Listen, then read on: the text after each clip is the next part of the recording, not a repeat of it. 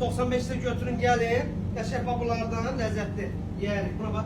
Bizim özde fitimiz bilirsiniz de dünyada nömrəlidir. Azərbaycanda elə bir restoran, elə bir yer yoktu ki bizim piti kimi gözəl pit olsun. Hamı da gözəl olabilir ama benim için number one'dır. Nömrə birdir.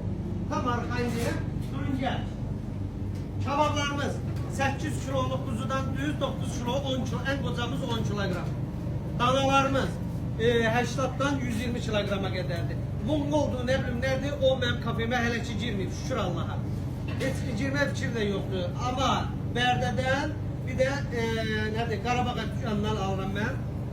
Ona göre de tam arkaya gelip bakabilirsiniz.